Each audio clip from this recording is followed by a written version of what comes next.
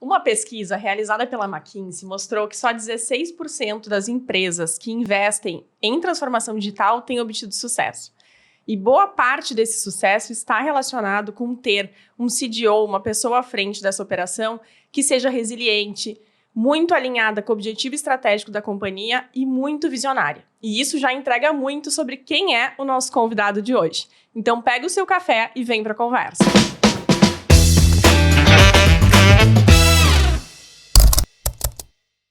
Oi, eu sou a Vanessa, aquariana, amante de e-commerce, mãe do Bento e da Betina e adoro uma boa conversa. E eu sou a Jess, curiosa por natureza, eu amo dados, design da informação, sou geminiana e eu amo me conectar com as pessoas. E esse é o Bicom Café, podcast da Y2V Digital, onde trazemos convidados incríveis para falar sobre a realidade e os desafios de quem trabalha com e-commerce e omnichannel na prática. Isso aí, gente. Então, vamos começar o episódio de hoje. A gente tá aqui com um convidado de peso, né, Vanessa? Hoje tá bom, hein? Nossa, uma pessoa que a gente admira muito, né? Faz parte da nossa história. E eu vou ler aqui um pouquinho, né, da bio dele para apresentar para vocês. Então, ele é diretor executivo de transformação digital na Arezzo&Co desde 2018 e ele começou na companhia em 2012. Ele acumula mais de 15 anos de experiência na área de tecnologia, atuando na gestão estratégica, inovação e e-commerce. E em 2022, ele foi eleito o melhor profissional de marketing e vendas pelo E-Commerce Brasil e um dos 100 melhores CDO globais pela premiação promovida pela HP e Hot Topics. Então, com vocês, estamos aqui com o Maurício Bastos. Seja muito bem-vindo! Que honra, que alegria estar aqui com vocês, Jess e Vanessa. Vai ser um grande prazer compartilhar, né, muito da experiência, trajetória e realmente poder nessa troca, né, trazer grandes questionamentos, reflexões que certamente vai ajudar bastante, né, de quem está nos ouvindo que enfrentou ou vai enfrentar algum desafio parecido. Muito bom. Quero ver alguém bater essa bio até o final do podcast, né? Então vamos lá. Começa nos contando um pouco, Maurício, como que foi, assim, essa trajetória até aqui, né? Aconteceu muita coisa, a gente viveu parte dela, então a gente conhece, mas, assim, divide com todo mundo desde lá do início, assim, quando nada existia, os e-commerces eram só uma ideia aí dentro dessa cabeça.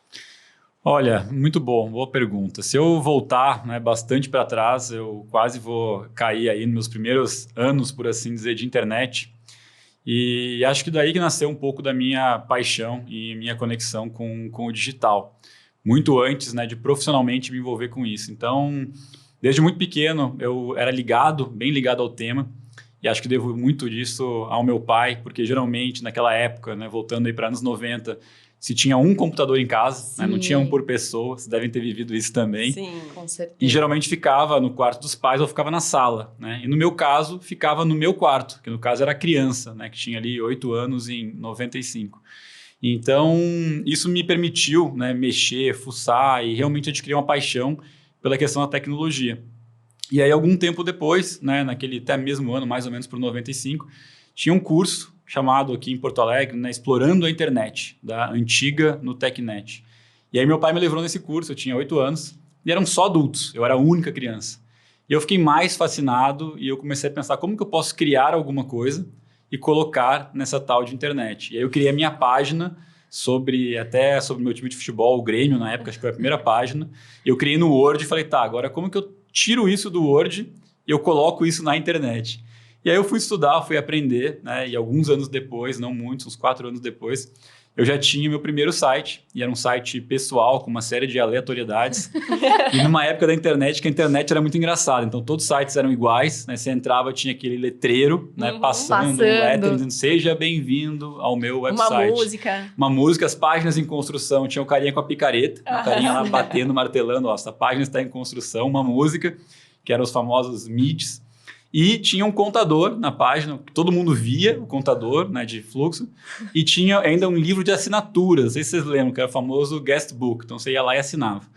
Então, a minha paixão por isso veio de muito cedo, muito do lado da curiosidade também, que eu sempre tive. E aí, eu fui engatar isso mais profissionalmente, quando eu comecei a trabalhar em agência, mais ou menos ali em 2007. E, posteriormente, a virada de chave do e-commerce, né, não do negócio como um todo, mas falando da minha trajetória, se deu, né, muito desse início na Arezzo & Co. Então, até então, já tinha participado de algumas operações de e-commerce, mas nunca tinha tido a oportunidade de realmente poder liderar, né, de ser a pessoa que estava criando a estratégia de uma operação. Eu participei de alguns negócios digitais. Então, ali foi uma virada de chave muito grande e foi ali que começou, de certo modo, a minha trajetória. E naquela época, então, né, dentro do negócio como um todo da Arezzo & Co., o grupo cresceu múltiplas vezes desde aquele momento, mas eu trabalhava, né, como um gerente de e-commerce da marca Schutz. Então, olhando uma marca específica e eu era gestor de um canal. E assim como eu, tinha o gestor de loja própria, gestor de franquia, e eu cuidava do e-commerce. E foi assim que a gente começa a trajetória dentro da Arezzo & Co., que depois acabou evoluindo bastante. Mas esse é o início, né? Foi assim que as coisas começaram e aí a gente começa uma construção de algo maior dentro da companhia. Legal, o Schutz foi o primeiro e-commerce, né? Acho que é legal quem está nos ouvindo também ter esse histórico, porque muitas vezes se fala de Arezzo & Co. e já são muitas marcas e não tem essa referência de onde começou o online, né? E nesse processo todo, principalmente ali com a entrada de Arezzo, vem todo o peso, a responsabilidade e os benefícios de ter aí uma rede de franqueados e multimarcas, né?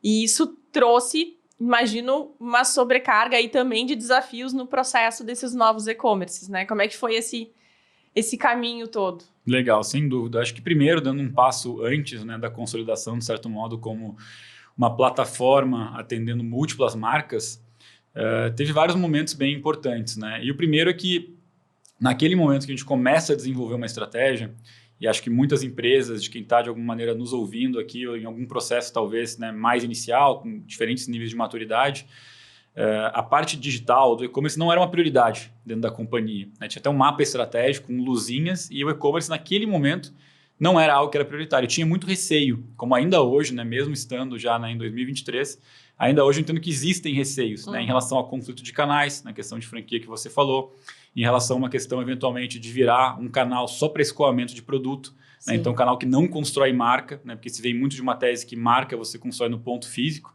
né? Agora a mudança de cultura mostra que não, né, que o e-commerce, o digital, também pode ser uma flagship store, que aliás vale por múltiplas, né, flagship stores dentro do canal online. Então esse ponto foi um ponto importante, que foi a organização dessa base, né, com fundamento para provar, né, que a gente tinha uma capacidade ali de construir um negócio que fosse um negócio não só de geração de vendas, que se mostrou ali muito potente, mas um negócio de geração de valor de marca.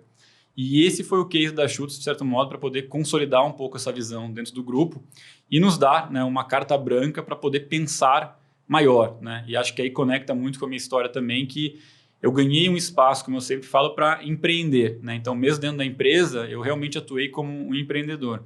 Então, dando certo com a marca Schutz, eu passei a olhar, nossa, qual é o próximo passo? Quais são as próximas marcas? Né? E naquele momento, né, já éramos um grupo com algumas marcas, né? Já tínhamos Schutz, Arezzo, Ana Capri, Alexandre Birman.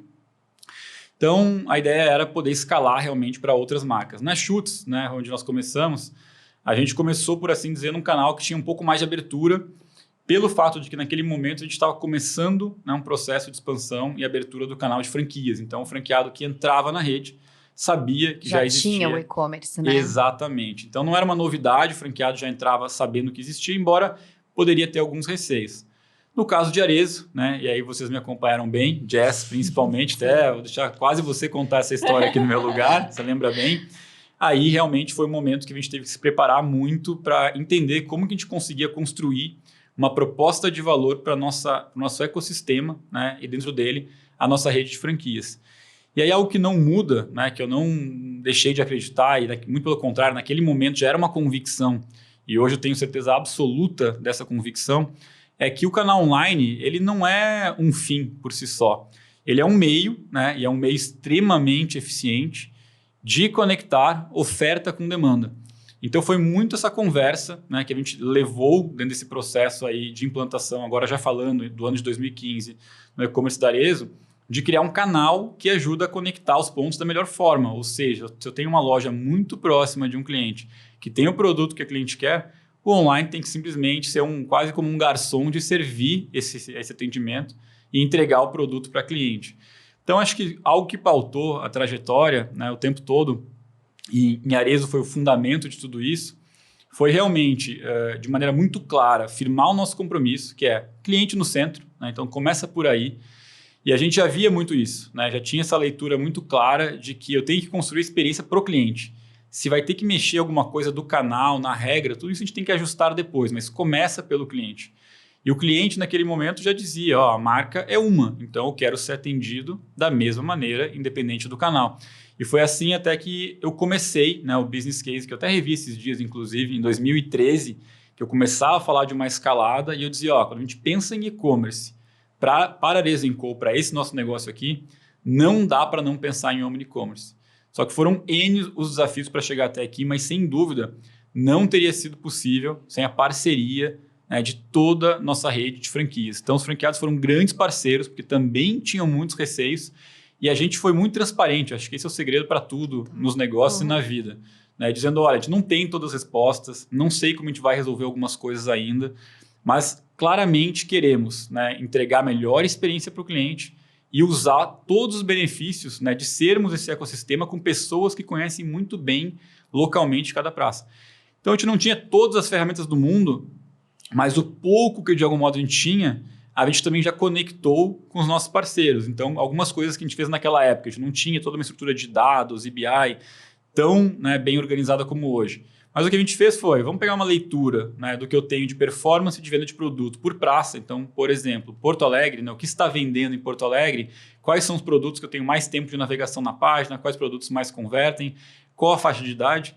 E vamos compartilhar esses dados com o nosso parceiro, nosso franqueado de Porto Alegre, para ele tentar melhorar o negócio dele a partir disso. Daqui a pouco olhar que o VM, que a gente fala, né, que é o Visual Merchandising, talvez está focado para uma cliente mais velha. E ele vai ver que online tem muitos clientes mais jovens comprando. Então a gente começou a cruzar muita informação, mas com muita transparência. A Jess vai lembrar, não sei se você lembra, vou te perguntar aqui então, né, no meio da gravação aqui, você lembra qual que era a frase final que a gente perguntava? Porque a gente fez só um parênteses aqui, pessoal, a gente fez um roadshow, Brasil inteiro. Cada pessoa do time foi para uma regional, né, para Nordeste, Sul, Centro-Oeste, para falar com os franqueados e olha, vamos lançar um e-commerce. E a nossa tese é essa. E a gente foi apresentando e foi aí que a gente conseguiu trazer muitas perguntas e realmente se colocar à disposição, dizendo, ó, estamos aqui para poder ouvir críticas, comentários, porque o objetivo é, né, construir de maneira conjunta. Você lembra qual era a frase? Nossa, vou ser sincera, eu não tô lembrando agora. Agora eu vou falar, você vai lembrar bem. Tá. Era uma pergunta que a gente fazia no final. A gente mostrava várias coisas e dizia assim, e aí, né? Isso a gente falava, não estava escrito e aí, né? Isso aqui é mais informal.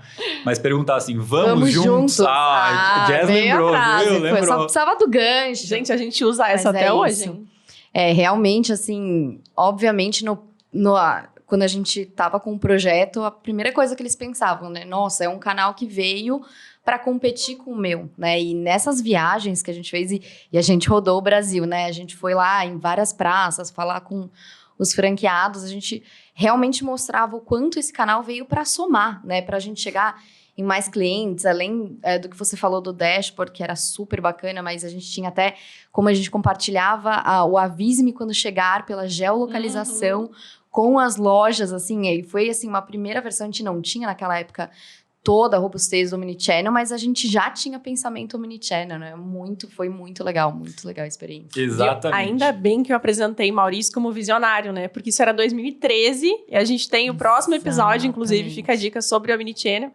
E essa percepção já existia, né? De como que as coisas tinham que ser 10 anos depois e iam estar funcionando.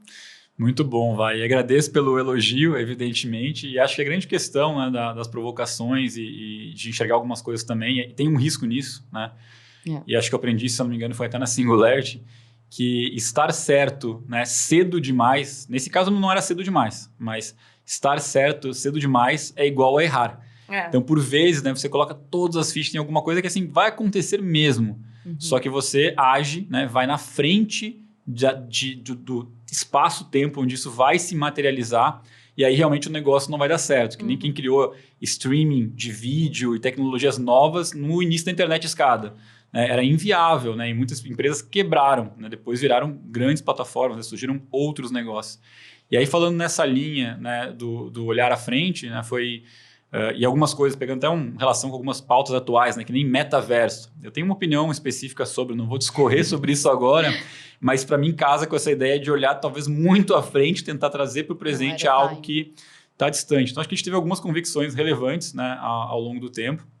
uma transparência muito grande também, mas a gente sofreu muito, né? Então, acho que muitas das pessoas que nos ouvem, assistem aqui, também passaram ou passam por isso, pelas dores, né, de trabalhar esse processo aí de integração, que para uma empresa que não é nativa digital, né, e no caso da Resenco são mais de 50 anos de história, não é trivial, né? É algo que exige ali um espaço de trabalho e amadurecimento. E algo que a gente também, obviamente, né, teve de dor em relação a isso, é o desafio do nosso país, do Brasil, né? Quem empreende aqui, faz negócio no Brasil, né, como vocês duas aqui, empreendedoras, né, são verdadeiros heróis, porque o ambiente, ele te prova a todo momento, criando obstáculos assim completamente desnecessários. Então a gente falava muito que naquele momento nós queríamos ser omni, mas o Brasil não era omni, porque tudo era muito complexo para viabilizar toda a questão legal, como era o caso de franquia, né? Eu tenho CNPJs diferentes, então tinha uma questão da relação comercial entre as partes, para poder ter uma lógica, né, parecida com marketplace, age take rate. Tudo foi muito complexo, né? A gente envolveu muita gente para tentar realmente desbravar um caminho. E aí eu diria que tiveram algumas fases, né, que eu posso até comentar mais adiante, aí de momentos que a gente teve, né, desde o primeiro momento que era menos maduro, com desafios fiscais, depois momentos mais ligados à cultura e gestão, que também foram muito importantes aí no processo. É muito bom, Maurício. E quando a gente olha, né, as estatísticas, a Vanessa até abriu esse episódio falando de quantas empresas falham, né? Porque transformação digital é um tema que está super em voga, né? De repente todo mundo precisou acelerar isso, não tem como, tem dados que mostram, né, que a pandemia de fato acelerou muitos anos e, né, quase 70% das empresas precisaram acelerar o seu plano de transformação digital. E quando a gente olha para esse tema, obviamente lá atrás vocês foram muito, né, visionários, que o e-commerce foi um primeiro passo, né, disso para a companhia, mas conta assim um pouquinho para todo mundo assim nesse seu processo da área mesmo, né, desde inovação e transformação digital, como é que foi esse processo, né, para Arezzo, como é que foi aquela transformação de uma empresa tradicional, porque queira ou não, quando a gente vai falar depois da pandemia, a gente já estava muito mais pronto, né? Então, como que foi esse pensamento ali atrás para começar esse novo núcleo, né, que depois veio a se chamar transformação digital? Esse sem dúvida foi um capítulo também muito interessante, né? E acho que como algumas coisas que aconteceram dentro da nossa trajetória não foram necessariamente tão bem pensadas ou planejadas, por assim dizer. Não que tenha sido assim um descaso com planejamento, né? Não é o contrário, o oposto. Mas o fato é que organicamente, né, alguns movimentos aconteceram que foram abrindo, de certo modo, os caminhos, né, para a gente pensar de maneira diferente a estratégia e como que a gente poderia combinar alguns pontos e poder realmente criar algo muito mais sólido. Então, acho que eu começaria, estou falando um pouco sobre isso, sobre um determinado momento na companhia, que foi antes desse processo de falar da bandeira de transformação digital, e a gente volta ali para 2017, que eu fui responsável por iniciar a estruturar uma área de estratégia, né? E você vai lembrar bem que você estava comigo ali dentro da perspectiva de inovação, né? Que era o começo. A inovação foi o embrião da transformação digital. Então, para quem está nos assistindo e ouvindo aqui, era uma área de estratégia e inovação, que trazia também CRM e tinha essa visão de inovação, né? De novos projetos, de cultura e a parte de estratégia. E a parte de estratégia, para mim, foi um capítulo muito importante da minha história, porque eu sempre fui mais ligado ao marketing, ao digital, mas não tão ligado ao 360 do negócio. E foi ali que eu pude me envolver em tudo, né? Em projetos que estavam ligados à matéria-prima, à cadeia produtiva, à loja, à franquia, à sustentabilidade, todos os temas possíveis e imagináveis. E aí o que ficou claro naquele momento, porque a gente já tinha planejamento estratégico muito antes disso, Sim. mas não tinha área, né, guardiã do planejamento estratégico. E aí o que ficou claro naquele momento é que não havia dentro do nosso mapa, né, de maneira tão clara, o papel da tecnologia, né? E aí, para mim, não tem como falar, né, de digital, transformação digital, qualquer movimento de negócio, sem voltar para o básico, né, que é estratégia, né? Então, qual que é a estratégia? Porque a tecnologia e o digital eles precisam necessariamente, né, estar a serviço de uma estratégia muito clara. Uhum. É um meio, né? Exatamente, é um meio e é isso que conecta, né, também as próprias pessoas. Porque eu acho que quando a gente fala de transformação digital, né, vocês vão lembrar bem aqui, eu fiquei me perguntando muito, né, sobre quais eram os passos, quais eram as reflexões. E eu cheguei no que eu chamei na época ali de 4 perguntas fundamentais, né? E a segunda até foi uma pergunta que veio depois das outras, né? E no final eu reajustei a ordem, né? Dei uma reorganizada, eu vi que fazia mais sentido, né? Que era o seguinte, né? A primeira pergunta de todas é: para onde nós vamos, né? Como negócio? Isso vale para qualquer empresa, independente da agenda, né? Então, para onde nós estamos indo? No nosso caso, tinha uma transição clara, né? De um negócio, de um business que era focado, né? Em marcas de calçados e bolsas multimarca, com uma abordagem multicanal e com um canal muito forte de franquias, para um caminho ali de uma house of brands digital, né? De uma casa de marcas com o digital como uma parte fundamental. Então, primeiro eu tenho que saber para onde nós estamos indo. A segunda pergunta, como eu falei que não surgiu na ordem certa, ela veio depois, mas ela tem que ser a segunda pergunta, é por quê? Né? Por que faz sentido essa transição? Ainda mais quando o negócio já é existente. Porque sem a questão do propósito, as pessoas não se conectam com a causa e não existe transformação digital. E aí depois vem as perguntas de ordem um pouco mais prática, né? As perguntas no sentido de como vamos fazer isso, né? Então qual o frame de trabalho? E a última que é quão rápido, né? Qual velocidade eu vou imprimir. E aí no nosso processo então, dentro da área de estratégia, ficou claro para mim essa leitura. E na sequência, né, o que aconteceu foi que a gente vinha crescendo bastante, as operações digitais e e-commerce, ele vinha ganhando bastante relevância dentro da empresa. E eu via que existia uma oportunidade de ter mais conexão da agenda de tecnologia dentro da empresa. Porque até então o que acontecia, e isso é muito comum, a maior parte das empresas e alguns grandes cases de transformação vieram dessa mesma ideia, tinham várias áreas de tecnologia departamentalizadas. Sim. Então tinha a TI mais corporativa, talvez tinham pessoas de TI alocadas em algumas áreas, tinha o e-commerce que tinha seu próprio stack e time de tecnologia. Então, a gente já enxergava que tinha uma oportunidade, que tinha que conectar com a estratégia. E aí o ponto de virada, né, se eu pudesse fazer um marco dessa história aqui de transformação digital, como que a jornada acontece e como que dá o lampejo, e aí fica um outro insight para todo mundo que nos ouve aqui, é que não há, né, uma transformação ainda mais tão significativa, ainda mais numa grande companhia, se não existe, né, o endorsement, o apoio do CEO da empresa. Então, naquele momento de muitas reflexões, né, eu sempre fui muito curioso, acho que uma característica minha é essa curiosidade, né, que até pode ser talvez vista como um pouco DDA, né, embora eu nunca fui formalmente diagnosticado, né, e agora até, depois eu posso dar um jump na história do DDA, que eu acho que ela é muito boa também para contar algumas coisas aqui. Mas voltando, né, já mudando aqui, voltando um assunto e reconectando de volta. Então, eu tinha interesse em estudar, né, na Singularity University, no Vale do Silício, sobre tecnologias, transformação exponencial. E eu apliquei para participar do programa executivo e eu fui aceito. E naquele momento eu entendi, olha, legal, fui aceito, vou fazer esse negócio. Já sou visto por muitas pessoas como um cara talvez meio maluco, com algumas ideias de algumas coisas altamente improváveis, né, e que não fazem sentido. E quando eu fizer esse curso, eu vou voltar com ideias mais malucas ainda, vão me achar mais louco, e aí talvez eu tenha menos espaço, né, para poder criar alguma coisa nova. E aí então eu fui aceito e pensei, olha, não vai dar certo se eu tiver uma experiência dessa sozinho. E aí eu convidei então o nosso CEO, o Alexandre, e falei, Alexandre, tem um convite para te fazer, né? Então eu passei numa imersão aqui, se você topar, né, a gente faz a sua inscrição e quem sabe a gente vai ter a oportunidade de irmos juntos. E isso foi transformacional, né? Porque aí realmente a lente da transformação ficou muito mais ampla, né? E pela pessoa, né, número 1 na organização, né, pôde entender o impacto daquilo em tudo, né? Que não seria só num canal, só no e-commerce, que tudo iria mudar. Uhum. E que a gente precisava realmente, né, a partir dali, se transformar.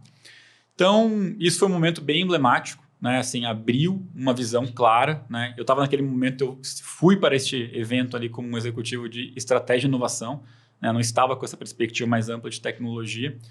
E aí, quando nós voltamos, e aí a Jazz vai lembrar bem de um outro momento emocionante, porque a gente voltou e direto a gente volta para realizar um evento de conscientização, que foi o nosso Digital Day, né? Foi o dia para pensar o digital lá em São Paulo, que reuniu os principais executivos da empresa, e nós trouxemos também os membros do conselho.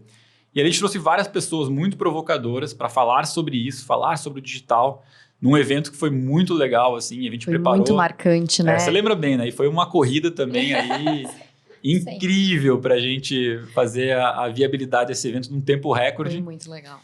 E acho que até hoje a gente colhe muitos frutos, né? E sem dúvida, ter essa estrutura também nasceu desse evento. E a gente fez muitas coisas nesse evento apresentou muitas coisas, fez muita interatividade. E aí, de novo, né, veio uma pergunta, não sei se vocês vão lembrar aqui, mas foi uma pergunta que marcou o evento para mim, que foi a de gestão que a gente fez do evento, que uma pessoa escreveu mais ou menos assim, falou, ó, muito legal tudo isso, mas como que isso se conecta, para que isso serve no nosso negócio? E eu olhei, gente, excelente pergunta, porque assim, é isso que a gente tem que responder. Não adianta falar da disrupção, da escala exponencial, das novas tecnologias, de criptomoeda, de tudo que vai acontecer, sem a gente entender qual a conexão, nem amanhã, né? Hoje, com o nosso negócio. Então, isso abriu essa janela de reflexão e ali eu entendi naquele momento também que era necessário, então, para poder responder essa pergunta, né, e muitas outras, criar uma estrutura para ser guardiã dessa ideia de transformação digital e formalizar a transformação digital como parte da estratégia. Então, que não fosse realmente ali uma área segregada tentando fazer alguma coisa diferente, mas sim uma estrutura que, no caso, tem algumas pessoas que estão lá dentro, mas que faz parte de um comportamento, de uma mudança cultural que envolve a empresa como um todo. E aí, naquele momento, né, entendendo tudo isso, pós esse evento, nós desenhamos, então, ali uma visão de como seria essa estrutura, juntando, inclusive, algumas áreas, como a questão de tecnologia que eu falei, para criar, então, uma estrutura única, mas desde o início, tendo muita clareza de que esse era um trabalho da empresa, não de uma área. E a gente visitou muitas empresas, né? Você, Jess, visitou várias, e o que mais acontecia era o estigma de a galera da inovação, transformação digital, é a turma que fica no outro prédio jogando ping-pong, né? E tem puff na sala. Exatamente. Então, e cola um monte de post-it para parecer que é ágil, né?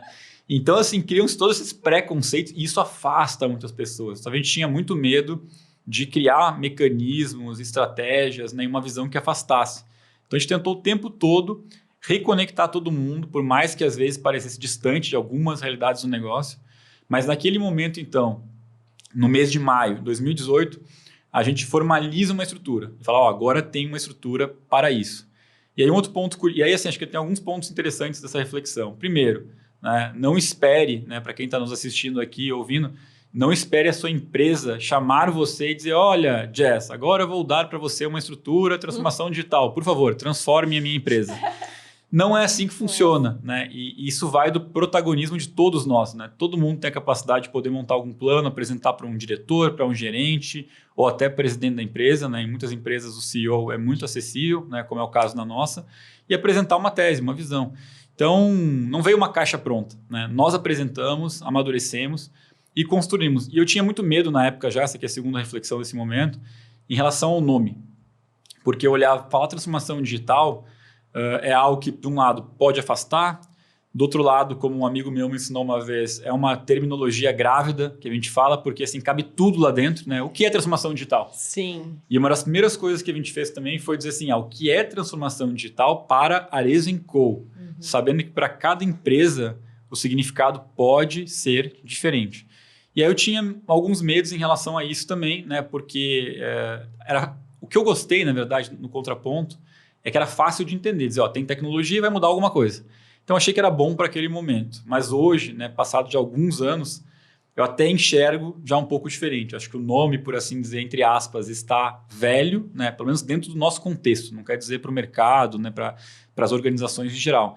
Mas o nome está velho e eu acho que o mundo hoje, o que ele pede, né, mais do que uma transformação digital, até porque todo mundo, de algum modo, foi obrigado a se reinventar na pandemia. Sim. Então, o mundo pede mais do que uma transformação digital, né, uma entrega real, né, uma entrega palpável. Ao invés de desenhar um projeto futuro maravilhoso no metaverso, né, e criar uma loja linda no metaverso, cara, como está a sua loja no mundo real? Ela está bem feita, né? Está gerando valor, né? Gerando valor, tem pessoas ali treinadas que atendem bem o cliente, que geram experiência com produtos encantadores, com uma organização ali de loja que atraia, que faça um pós-venda muito bem feito. Você tem isso hoje ou você está criando, né, o futuro que nem existe e deixando a realidade que está aqui, né, passar batido? A gente fala bastante de evolução digital também, né? Às vezes não precisa ser uma revolução.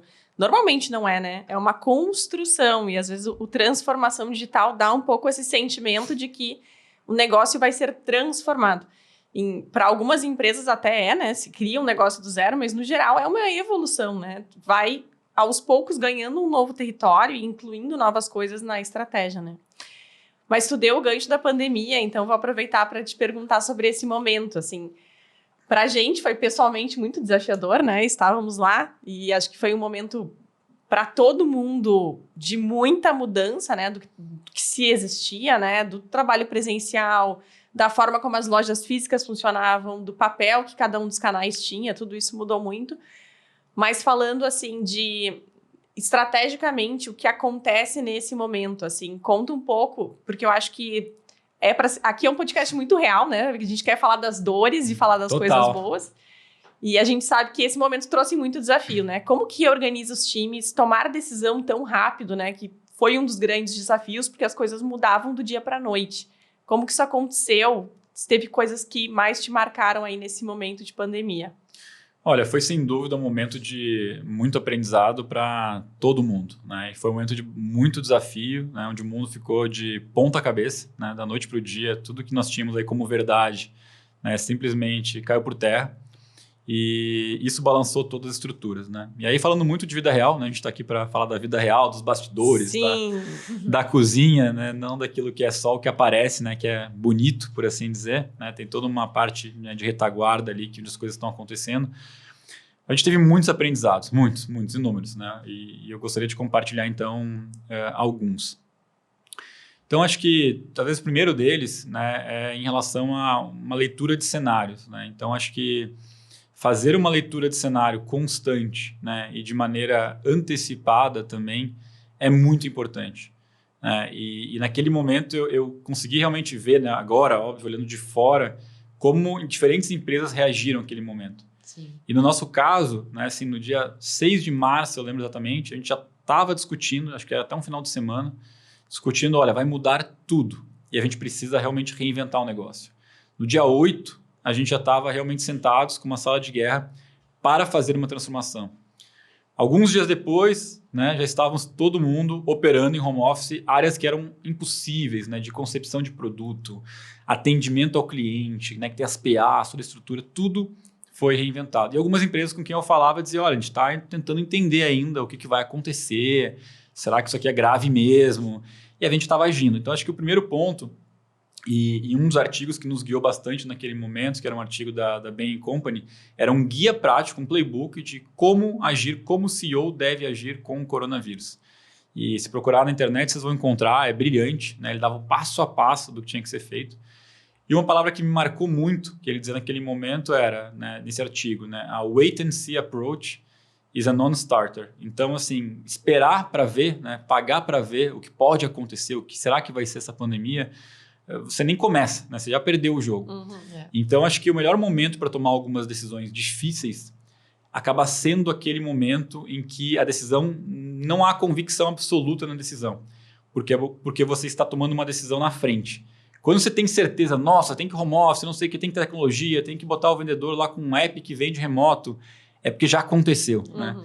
Então, acho que teve um ponto que foi isso, né? Foi de agir muito rápido, e acho que isso casa muito com o que a gente viu, uma leitura minha também, de empresas de dono. Né? Mesmo a nossa empresa sendo de capital aberto, é uma empresa de dono.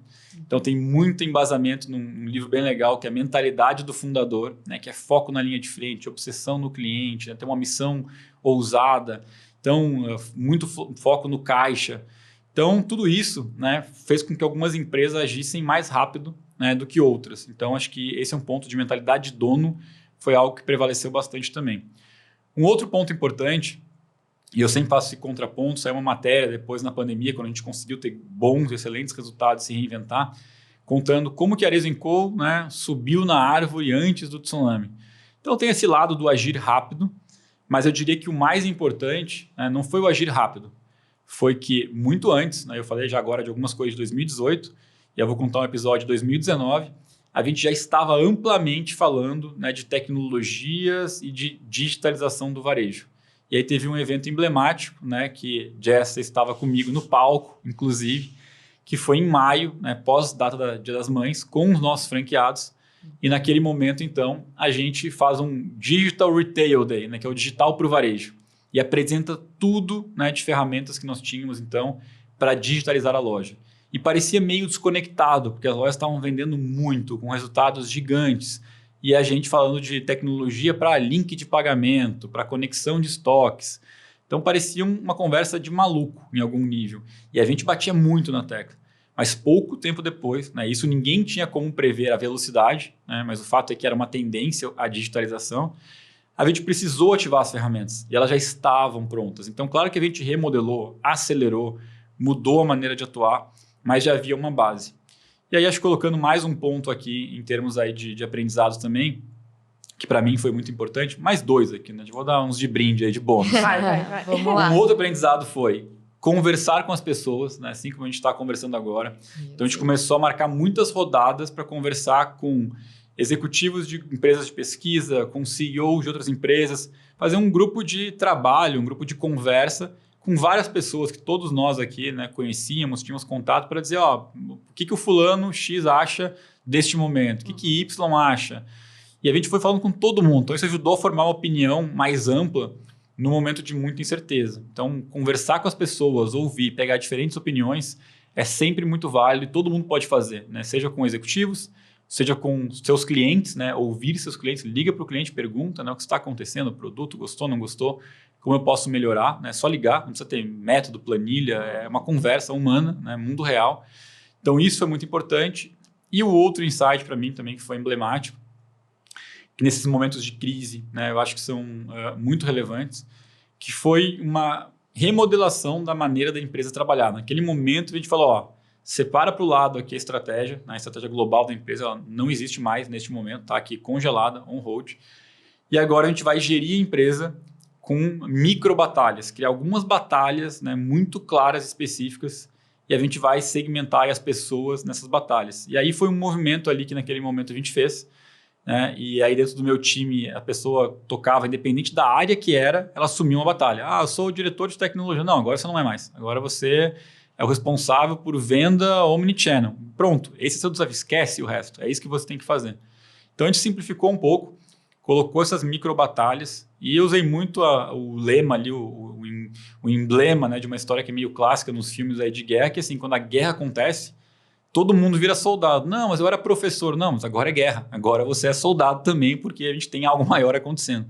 Então, reorganizar a empresa nesse sentido foi algo muito importante também. Então, acho que o somatório, né, dessas perspectivas aqui foram muito importantes, né, e apesar do momento, né, da pandemia ter sido um momento muito triste, né, como humanidade, como país, né, a gente sempre traz essa reflexão, né, não foi um momento positivo de maneira alguma, a gente soube gerar muito valor para o negócio e o negócio, quando termina a pandemia, ele saiu muito fortalecido, com todos os canais, inclusive o físico se fortaleceu muito depois, e o digital dobrou, né? Se eu olhar especificamente na questão do e-commerce, ano de 2019, fechado, pré-pandemia, participação de 12% nas nossas receitas. Se eu olhar o fechamento de 2020, participação de 25%, que é o que permanece até hoje. E aí tem um adicional que eu colocaria aqui ainda, que é a participação do invisível, né? Porque tem um lado que é o explícito, que é o e-commerce como receita, mas tem um lado ferramentas digitais que fazem a loja vender, né? Então hoje mais de 30%, né, do nosso sellout, da venda de loja própria, franquia, é através de uma jornada digital. Pode ser que a Jazz e a Vanessa foram lá e compraram fisicamente, mas elas foram ativadas por uma régua digital, que a gente mede, né, faz o tracking e gerou essa venda. Então, tem um impacto maior. Se eu pegar todos esses impactos, eu fiz o cálculo uma vez, claro que tem algumas variáveis que se sobrepõem, mas eu diria que a influência do digital no todo, ela é mais de 50%, no mínimo 50%. Sim, até pelo hábito que as pessoas têm hoje de... Saiu uma pesquisa agora sobre o Dia do Consumidor, falando que quase 70% das pessoas pesquisaram na web antes de ir na loja fazer uma compra.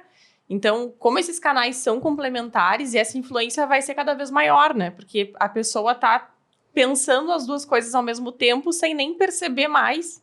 Se vai comprar no físico, no digital, ela está usando a informação. E isso tem super papel do digital no caminho, como tu falou, de muitas vezes ser a ponte, né? Não precisa ser o início nem o fim. Ele pode estar envolvido ali no processo. E tem um ponto da pandemia que me marcou muito, assim... Tu falou bastante de conversas, né? O quanto é importante conversar. E o quanto a Arezzo tinha esses momentos de falar, né? Falar com o time semanalmente, falar com os franqueados semanalmente. Era uma conversa muito aberta que trazia, mesmo nesse momento de caos, um pouco de, não tranquilidade, porque era impossível, mas essa sensação de que, ok, estamos indo para lá, tá tudo bem, a gente tá indo junto, estamos caminhando, a coisa tá acontecendo, né? Essa conversa aberta com todo mundo foi muito útil, né? Sim, sem dúvidas. Até esse é um ponto que eu acabei não destacando aqui, né? Que bom que você lembrou aí e ajudou a colocar na mesa. Mas foi um ponto muito importante, né? Neste conteúdo que eu comentei aqui do playbook, de certo modo, da pandemia, tinha um ponto bem importante que, assim, faça um war room, né? Uma sala de guerra imediatamente e já marque, né, um wake-up call, né, que a gente fala, então uma ligação ali diária, primeira hora da manhã, para poder alinhar. E a gente fez várias, eu nem lembrava agora que você fez, eu revivi aqueles momentos, mas muitas, né? Só com o time de vendas a gente criou lá o canal que era 6h26 da manhã, todos os dias, né? Com os franqueados toda semana. Então foram muitos processos ali que a gente desenvolveu. No e-commerce, inclusive, né, eu criei ele também uma reunião ali que era todo dia de manhã, primeira hora da manhã, até porque com a questão do home office, né, apesar de ser muito do digital, eu sou muito apegado ao físico, né, eu gosto muito, preciso disso. Então, me senti desconectado das pessoas, né, e ter uma reunião todo dia, primeira hora da manhã, todo mundo junto, me dava muita tranquilidade que a gente estava olhando para o mesmo lugar. E foi muito emblemático, porque a gente já colocou uma meta, né, naquele momento, naquele contexto, para o mês de abril, logo depois, que era assim, inacreditável, né? A gente nunca tinha feito nada parecido, que era vender no mínimo 1 milhão por dia. E a gente não só bateu, como a gente escalou várias vezes isso depois, né? Então, graças a essa lógica de trabalho, né, e com esse alinhamento muito forte, aí, todos os dias com todo mundo, muito importante. E comunicação, gente, é chave, né? Em qualquer negócio, essa clareza de comunicação é muito importante. E para isso é importante ter as múltiplas lentes, porque às vezes a nossa visão, né, de comunicação, ou o que eu acho que eu falei para a Vanessa, não é o que ela entendeu.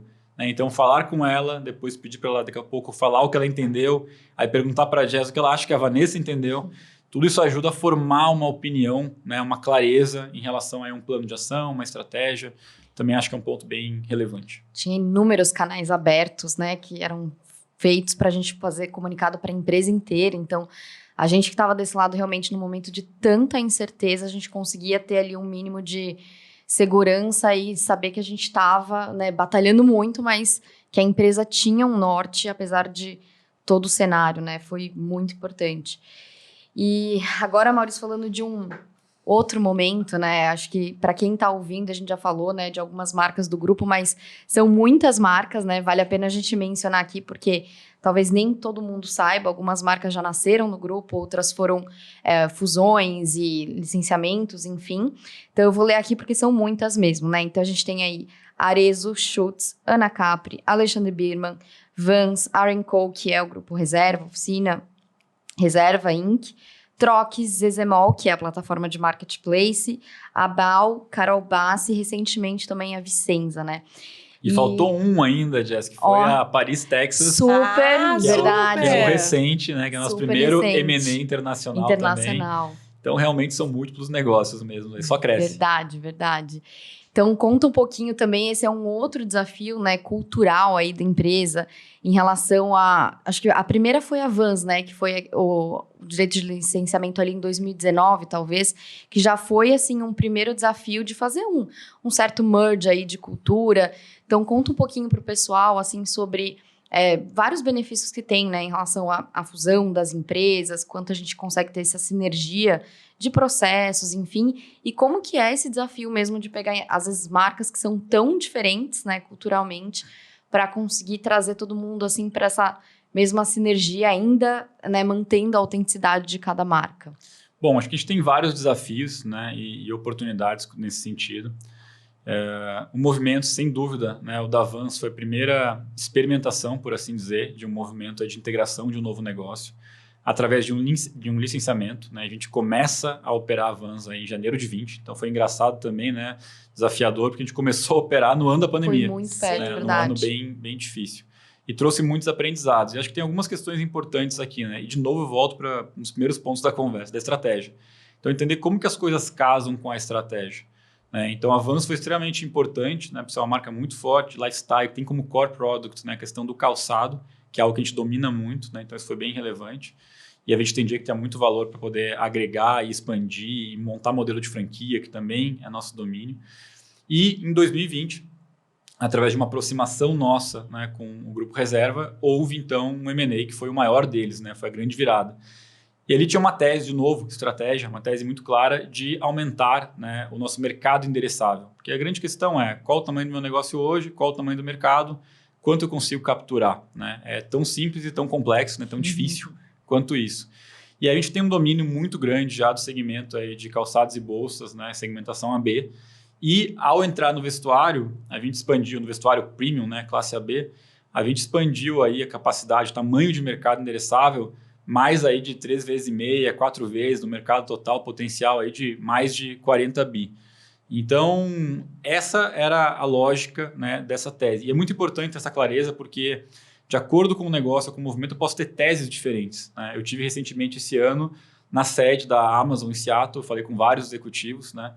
E com um deles de estratégia, né, um cara de estratégia da Amazon, ele falou, olha, a Amazon fez várias aquisições, né, muitas. A Amazon não compra market share. O que ela procura é alguma tecnologia, alguma experiência, alguma coisa que ela não tenha. Ela não vai comprar mercado, vou comprar tal negócio porque traz mercado. Não, ela tem clareza de qual o motivo que ela faz um movimento como esse. Então, para cada movimento que a gente fez, tinha uma razão diferente. E a gente, inclusive, foi segmentando e primeiro a gente fez algumas coisas, depois a gente foi organizando em qual que era a lógica. Então, a gente tem um modelo de licenciamento, que é o modelo da Vans, é um tipo de negócio de, ali por assim dizer, M&A, né, um licenciamento. Eu tenho um modelo que é aquisição de um grupo, né, como o caso da Reserva, da Arinco, então não é uma empresa, é um grupo, é uma outra forma de trabalhar. Tem casos aí que eu posso fazer uma aquisição de um negócio completo, né, de um negócio que tem marca, mais uma pessoa ali de merchandising, produto, uma estrutura completa, né, como é o caso, por exemplo, de Carol Bassi. Tem aquisições aí que vão na linha do back-office também. A gente fez aquisição de alguns modelos ali de fábrica e inteligência de sourcing. Né, foram movimentos bem importantes. Então, cada um tem um objetivo. Não necessariamente, né, o meu objetivo vai ser a sinergia. Quando eu falo, às vezes, de marcas, né, o principal ativo é trazer a marca. E não, eventualmente, acreditar que eu vou juntar toda uma estrutura operacional de back-office e aí está o ganho. Não, não é aí que está o ganho. O ganho está na questão de alavancar e acelerar uma marca. Né? E o caso da Arinco é um bom exemplo disso, né, que é um negócio que, pegando o ano de 2019, pré-pandemia, era um negócio de 400 milhões de reais. Né? Agora, passando alguns anos para frente, então o 20, 21, 22, olhando para frente, esse negócio multiplicou mais de 3 vezes. Então, através da geração de valor, do conhecimento do modelo de franquia, da adição ali, da troca de experiências, né, entre os grupos de investimento, né, investimento intensivo para acelerar o negócio. Então, varia muito de acordo com a estratégia. Cada negócio segue uma visão diferente. E algo que a gente aprendeu muito também, claramente, é que tem que ter um alinhamento prévio, né, de princípios e valores, que esses não são negociáveis, mas que, né, a questão da cultura, né, cada negócio tem uma subcultura, por assim dizer, muitas vezes, de acordo com o tipo de negócio, e isso tem que ser respeitado. Né? Quando isso não é respeitado, de alguma maneira isso é comprometido, muitas vezes perde a razão de ser. Né? Se eu vou e adquiro uma empresa que é muito inovadora, e eu sou uma empresa de processos, né? Dando um exemplo fictício aqui, e eu vou lá e transformo essa empresa em empresa de processos, eu perdi a razão pela qual eu fiz a aquisição. Sim. Então, acho que esse é um pouco da mentalidade por trás. Muito bom. E falando de cultura, né? Deixa eu pegar aqui o gancho para falar de pessoas, que está super relacionado, né? A gente sabe que quem faz uma parte importante desse processo são as pessoas, né? A criação dessa cultura e esse microambiente, né? A gente estava lendo essa semana uma matéria falando sobre 5 fatores de sucesso dos negócios, e um deles, que é muito importante, são as pessoas e principalmente os líderes que estão lá dentro. Que eles podem aumentar em até 50% o desempenho do time, né? Ter o líder certo no lugar certo. E quando a gente fala de um grupo grande, né? Como é agora, escolher as pessoas certas é um baita desafio. E não porque a gente tenha sido escolhida, né? Mas tu sempre fez muito bem. Gostei desse autopromoção aí. Mas assim, o fato é que olhando para esse desempenho todo, né? O e-commerce, com esse crescimento gigantesco que vem nos últimos anos, tem se escolhido as pessoas certas, né? E o que tu traz para quem está nos escutando? Como que tu divide, assim, como é essa tua experiência de saber que aquela pessoa é a pessoa certa, assim, como contratar as pessoas certas, se tu vai mais no feeling, se é alguma coisa com relação ao currículo que tu acha que é imprescindível, como que tu tem feito isso ao longo dos anos, assim? Olha, essa pergunta é muito profunda, viu? E traz grandes reflexões, mas O que eu diria, né? Obviamente que ao longo do tempo a gente vai aprendendo e talvez trazendo um pouco de método, mas para mim, realmente, genuinamente, sempre foi um pouco mais intuitivo.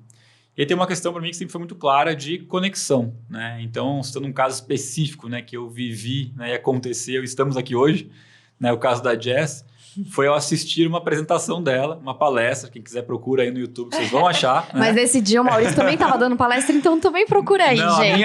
A minha eu acho que não tá lá mais, mas a sua eu sei que tá, que eu procurei uma vez. Terrível. E foi ótimo. E aí aquilo me conectou muito, eu falei, nossa, eu preciso, né, trazer essa menina aqui pro nosso time.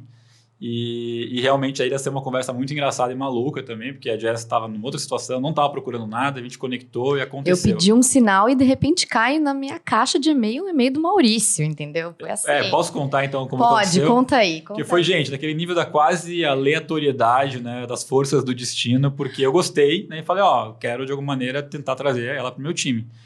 E aí eu não consegui falar com ela depois da palestra, nem lembro lá os motivos.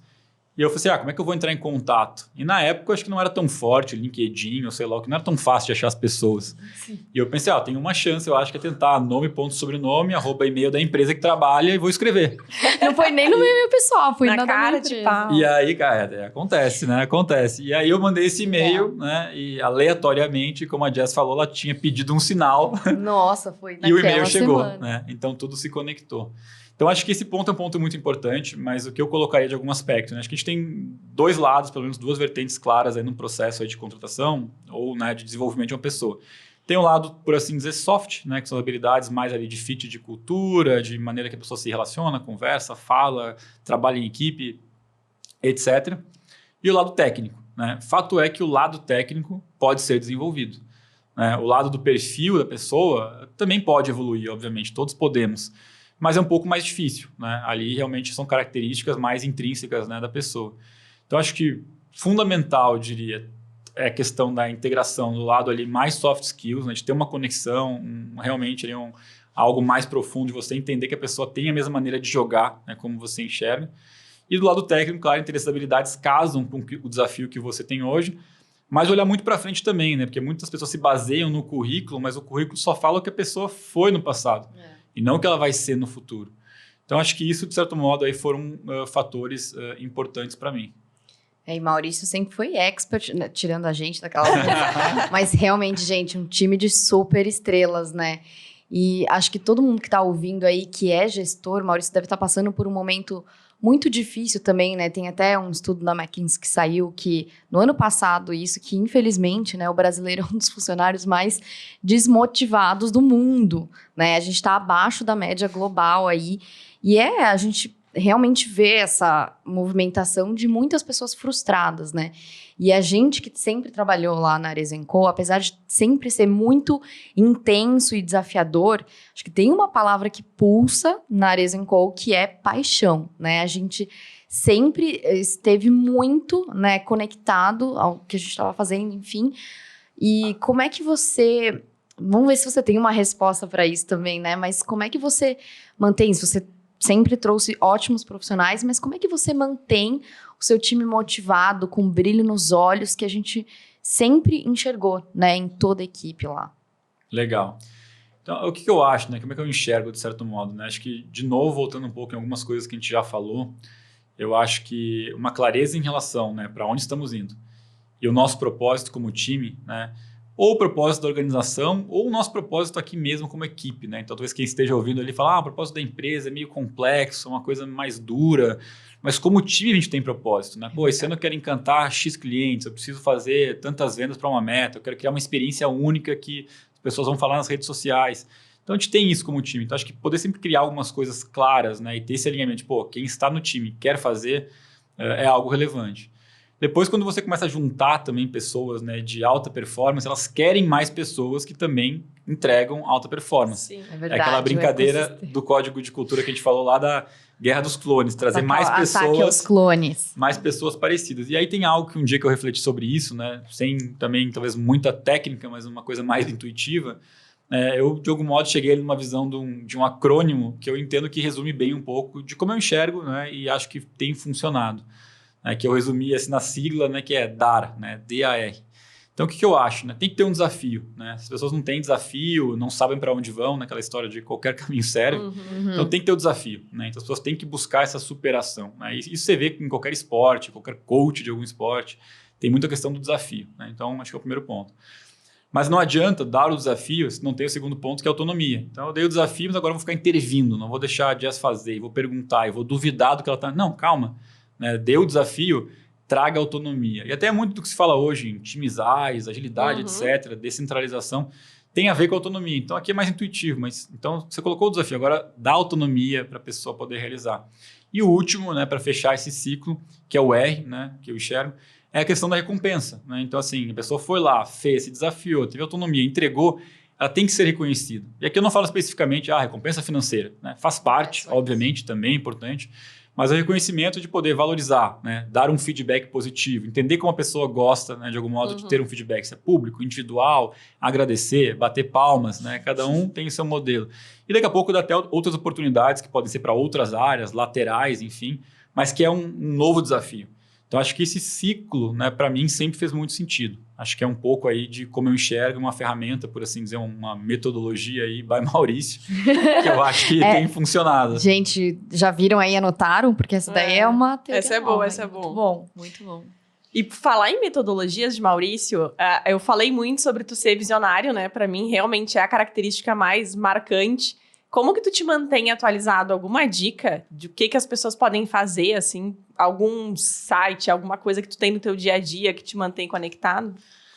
Olha, Vá, agora acho que eu vou voltar para o gancho, parênteses que eu abri e não fechei, né, da história do DDA. Né? Então, eu tinha que voltar para isso. Né? Eu queria, senão eu ia ficar frustrado, que eu falei no começo e não pude terminar a história. Então, um dia eu li um artigo, uma prova que eu estava fazendo, nem lembro do que era, era um artigo em inglês, também não lembro a fonte, né? Mas eu li esse artigo e ele tentava traçar um pouco do que poderia ser a origem do DDA. Né? Embora eu nunca tenha sido diagnosticado formalmente como, mas eu fui atrás nesse artigo que tinha a origem.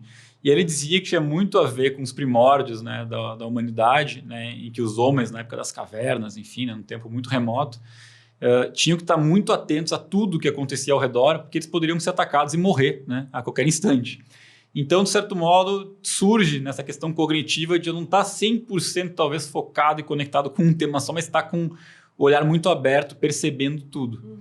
Então, acho que esse é um ponto aí que eu senti que eu sempre tive, de olhar muitas coisas e coisas que às vezes parecem quase aleatórias, né? Acho que é algo que sempre me alimentou, porque sem dúvida acho que ter repertório, né, ajuda, né? Reparar o ambiente ao redor, né? Ficar olhando, tentando entender as coisas o tempo todo, né? Por que isso está assim? Por que esse produto é desse jeito? Por que não é do outro? Por que a pessoa falou aquilo? Por que esse e-mail marketing veio dessa maneira, com essa fonte? Tudo tem algum motivo, né? Por que vocês estão com essa paleta de cores hoje? Quase derrubei o microfone. Tudo tem uma razão, né? Tudo é pensado de alguma maneira. Então, acho que esse é um ponto que foi sempre muito importante aí para mim. E eu não diria que tem uma fonte específica. Eu gosto muito de ler, mas ultimamente tenho lido muito menos do que eu gostaria. Algo que eu faço bastante é ouvir muito podcast, então fica a dica aí, gente, sigam esse podcast aqui, né? Esse é um primeiro de muitos, então isso é algo também que eu gosto bastante, né, de ouvir. Aí eu procuro ver muitas coisas também que não são clássicos. Eu ouço alguns clássicos também, né? Gosto muito de ouvir sobre o mercado financeiro, que dá uma visão de mundo, gosto do Tim Ferriss, né, que é um cara que traz uma visão legal também de hackear as coisas, então acho que tem uma questão legal aqui. Mas eu gosto de me conectar com algumas coisas quase aleatórias, assim. Então, há muitos anos atrás, sei lá, quase 10 anos, eu conheci um cara num South by Southwest, que era um cara de growth hacking de Londres, nada conhecido, nada famoso. Eu comecei a acompanhar esse cara, como um exemplo. E ali fui aprendendo muita coisa. Inclusive, ele lançou um livro recentemente de como ganhar $10 mil com o ChatGPT. E ele já vendeu mais de $10 mil no e-book. Então, acho que a fórmula está respondida. Deu certo. Então, acho que acompanhar essas coisas de conteúdo, né, consumir várias fontes, é muito bacana. Mas eu não tenho uma fórmula específica, não. Tem gente que tem ritual, que abre o jornal X. Não. Eu vou ouvindo, capturando muita coisa, tentando ligar os pontos aí e gosto muito de ler. Assim. Não tenho conseguido, mas para mim leitura é assim, fantástico. É uma pessoa muito curiosa, né? E essa é uma característica tremenda. E, bom, a gente já tá, infelizmente, caminhando aí na nossa reta final do podcast. Nem acredito, gente, passa muito rápido, né? A gente podia ficar aqui um mês falando com o Maurício que ia ter repertório sem dúvida nenhuma. A gente faz um próximo aí, versão estendida, 3 horas. Top. Parte 2. Nossa, maravilhoso. E, bom, a gente vai fazer uma pergunta aqui sempre nesse podcast, Maurício, que seria assim, se você tivesse um ticket, uma pessoa, assim, qualquer pessoa no mundo, para você sentar e tomar um café. Quem seria essa pessoa? Pergunta importante. Viva ou pode ser uma pessoa que já passou deste plano? Pode, tá valendo tudo. Vale tudo, até ressuscitar a pessoa. Vale. Olha, tem muitas pessoas aí, assim, se eu fosse parar para pensar, eu pensaria em várias, e talvez teria que ficar algum tempo, talvez, tabulando, já que é um ticket, né, tem que fazer conta, fazer uma matriz de critérios, fazer quase como uma RFP, né, e chegar no resultado final. Esse é Maurício Bastos. Mas talvez pensando em uma aqui, que eu acho que possivelmente vai ajudar todo mundo que está nos ouvindo aqui, né, porque não fala sobre um negócio específico, é mais amplo, e é um cara que eu também falei bastante dele no passado, talvez você lembre. E até hoje eu acho muito elucidador coisas que esse cara falou assim há quase 50 anos atrás, já eram coisas muito inteligentes, né, que é o Jim Rohn. Né? O Jim Rohn foi um cara que foi precursor dessa disciplina, por assim dizer, de desenvolvimento pessoal. Né? O Tony Robbins, talvez muita gente conheça, foi assim, aprendiz do Jim Rohn. E realmente é um cara muito sábio. Assim, tem alguns áudios, alguns materiais dele muito antigos, assim, com uma essência muito forte. E foi um cara assim, só dando um exemplo de uma coisa, que ele conta de um grande mentor dele, que foi o primeiro cara que empregou ele. Ele sempre conta muito essas histórias. E aí quando o cara conheceu ele, o cara falou assim, tá, Jim, legal, bacana e tal, cadê a sua lista de metas? E aí ele falou, não tá aqui dele. Como assim? Tá no seu carro, na sua casa, no escritório, no outro lugar? Ele, não tenho lista de metas. Ele, não, como assim? Se você não tem uma lista de metas, então já posso acertar. Qual que é, né, a sua conta corrente no banco, o que você tem de dinheiro, qual que é a sua aplicação financeira. Eu acerto numa tacada aqui. E aí o Jim Rohn fala, ele acertou na vírgula, que basicamente era nada, ele era pobre, né, não tinha nada. Aí o cara falou, então começa por aí, faz a sua lista. Né? E ele começou a montar a lista dele e começou a culpar todo mundo. Não, porque isso aqui é o governo, isso aqui é um imposto, isso aqui é porque na empresa foi injusto. Falei assim, não, peraí, cara, você é protagonista, então faça a lista, coloca as suas metas e comece a trabalhar em cima disso. Então é só um pequeno exemplo, né, de uma pequena história, anedota, mas que é real. E ele tem muitas outras, né, milhares dessas aí, que para mim foi muito transformador, assim. Então eu gosto de ouvir alguns conteúdos dele faz 30, 40 anos aí. E assim, tudo é genial, é só ouvindo para entender. Assim. Tem um que ele conta que ele estava com os executivos de uma grande empresa. O cara falou, e aí, Jim, conta pra gente como é que vai ser o ano, sei lá, de 1980. Mais ou menos isso, né? Aqui não lembro direito da data. E aí todos os executivos de uma grande empresa americana lá pararam para ouvir, nossa, o Jim Rohn vai contar como é que vai ser 80. Ele falou, pessoal, eu sei como vai ser o ano. Todo mundo, silêncio, pausa dramática. Vai ser exatamente igual o ano de 1979. Ou seja, vai ser igual ao ano passado. Por quê? Porque se você não fizer nada de diferente, vai ser a mesma coisa. E os problemas vão ser os mesmos. Né? Vai ter crise, vai ter desafio, daí você vai melhorar, vai ter um vento a favor. Então, assim, é muito sábio. Né? Eu tirei vários aprendizados daí, então fica essa dica. Esse seria o meu ticket. Muito bom, anotadíssimo aí para todo mundo. E falando em dica, quais são, assim, se tu puder deixar 3 mensagens, 3 coisas que tu acha que ou são aprendizados, ou são coisas que tu acha que todo mundo deveria pensar sobre, 3 mensagens finais aí para todo mundo anotar. E a gente também ter aqui, né, no histórico registrado do podcast, os teus 3 pensamentos. Legal. Então, bom, pensando em três pensamentos que ajudem, né, independente do negócio.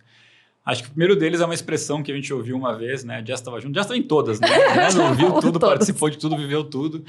Que é uma expressão que eu acho que em japonês, já se eu falar errado, você me corrige, né? Porque você deve saber no japonês. Que é Shoshin, né? Você lembra disso? Lembro. Que significa um conceito... Japonês? Japonês, né? Acho que é japonês. Se não, desculpem aí, perdão aí se eu errei.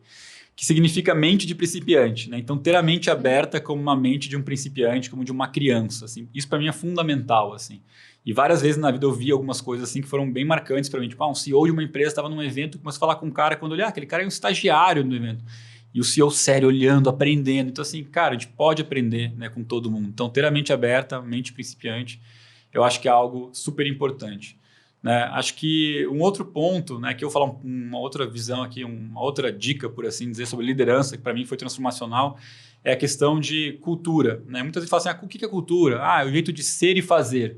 Né? E essa é uma definição, de certo modo, bem simplista, claro, mas que dá um tom. E dá aquela ideia de cultura como estratégia no café da manhã. Mas o que eu poderia falar sobre cultura, né, o que mudou minha visão foi uma frase que eu ouvi que dizia o seguinte, não, cultura é o que os líderes fazem ou toleram.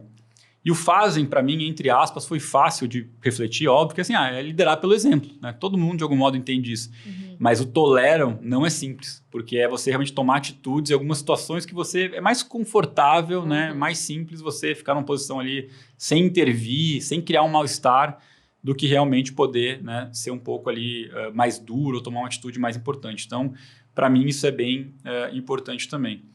E aí o terceiro, acho que para fechar, eu acho que eu colocaria aí como uma questão de, assim, busque o seu propósito, mas busque o propósito o tempo todo. Porque o propósito não é né? Não é a mesma coisa até o final da minha vida. Agora eu escrevi no meu caderninho, eu não posso mais mudar de ideia. Não, você deve, né? A gente deve evoluir como seres humanos. Mas busque compreender, né? E eu mesmo, em vários momentos, eu tenho essas viradas assim, de que é o meu propósito, a minha razão de ser agora, porque eu estou fazendo o que eu faço nesse momento. E a gente tem que estar aberto para ciclos de reflexão e muda de novo, mas tenha clareza dessa bandeira, porque a gente vai ajustando, vai evoluindo, mas navegar, né, sem ter nenhuma direção é a pior coisa que pode acontecer, né? Porque o tempo passa, as coisas acontecem e no final muitas vezes pode ter algum arrependimento. Então, acho que ter essa clareza, eu diria aí que é o terceiro ponto, e acho que são algumas mensagens aí que me mudaram bastante. Maravilhoso, ótimas dicas. Muito bom. Gente, então agora realmente chegamos ao final e mais uma vez, Maurício, obrigada por você estar aqui. Realmente, assim, sem dúvida nenhuma, você é um dos maiores líderes, acho, desse Brasil, do mundo. Olha aí. Né? Porque, assim, realmente você é uma pessoa, assim, muito visionária. Acho que tem uma característica que a gente busca numa liderança também, que é a régua alta, né? Você sempre manteve a gente numa régua muito alta e hoje a gente traz muito disso, né? Na nossa vida profissional e pessoal também. E, enfim, né? Um ser humano fantástico, de uma humildade, assim, sem tamanho e uma inteligência. A gente fala assim, eu tô aqui com os olhos de Mônica, que eu falo, gente, a gente nunca para de aprender com o Maurício, né? Qualquer 5 minutos de tomar um café contigo, assim, sempre é uma aula. Então, sim, muito, muito obrigada. Eu tenho certeza que a gente abriu esse podcast aí da melhor maneira possível, com chave de ouro. E se a Jess falar mais, ela vai chorar, porque ela chora sempre. Sempre. Então, aqui, melhor, ficou emocionada. Eu que agradeço, gente. Obrigado mesmo, de coração, né? Fico muito feliz aí vendo a trajetória de vocês, né? Acho que o que a gente construiu juntos aqui, tudo que eu falei, né, pessoal, que vocês ouviram aqui, ninguém faz nada sozinho. Essas duas aqui fizeram parte de boa parte, né, da trajetória incrível que a gente construiu. Desejo muito sucesso, né? Tenho a honra, né, a gratidão de fazer parte do primeiro episódio, que com a certeza, né, vocês vão voar voos cada vez mais altos, e fico à disposição aí para novos episódios, com mais convidados, para dar algumas tretas e polêmicas também, que a gente sabe que legal, isso gera clique, vende também. Então, contem comigo aí para o que deve é. Muito bom, obrigada. E para se manter, então, sempre atualizado sobre e-commerce e omnichannel, e também ficar sabendo sobre os próximos episódios, segue a gente lá no Instagram, no @y2v.digital. Já segue a gente no canal, curte aqui o episódio. Dá um like aí, gente. E que inclusive fica um spoiler que o próximo episódio também tá muito bom. A gente vai falar sobre mais desafios e realidades duras e divertidas aí do mundo do Omnichannel, então esperamos vocês. Obrigada, tchau, tchau. Tchau, tchau, valeu. Valeu, pessoal.